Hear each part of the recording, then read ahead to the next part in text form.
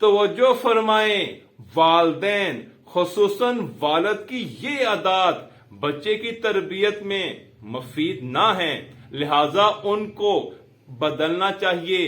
अगर आपका बच्चा कोई काम करने से पहले आपकी निगाहों से छुप जाता है तो ये इस बात की अलामत है कि आप बारोब बनने के चक्कर में अपने बच्चे को अपने आप से दूर कर रहे हैं।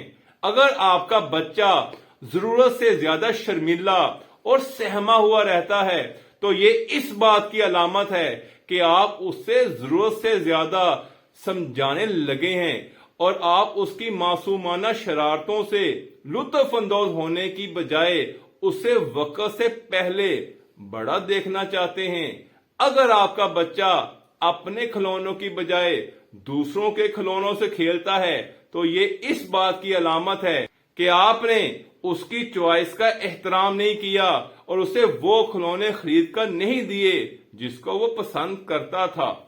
अगर आप महसूस करें कि आपके बच्चे में दूसरे बच्चों के मुतालिक हसद पैदा हो रहा है तो खातर अमकान यही है कि आप उसका मुआजना दूसरे बच्चों के साथ कर रहे हैं और अपने बच्चे को नकम्मा साबित करना चाहते हैं।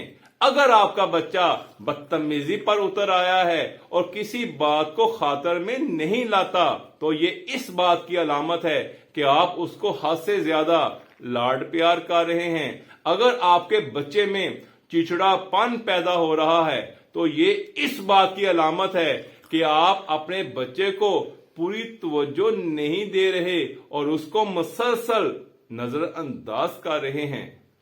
अगर आपको पता चले कि आपका बच्चा आपसे मुसलसल झूठ बोलता है तो इसका मतलब ये है कि आप उसको उसकी गलतियों पर जरूरत से ज्यादा डांटते हैं।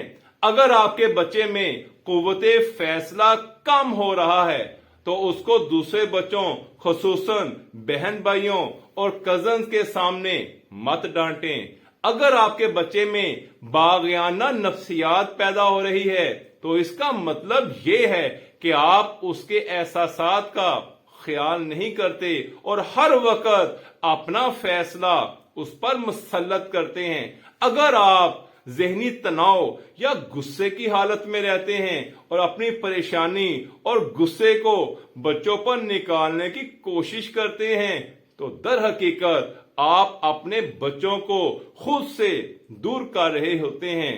लिहाजा आए अल्लाह ताला से दुआ करें कि या अल्लाह हमें अपनी औलाद की अच्छी तरबियत करने की तौफीक अता फरमा।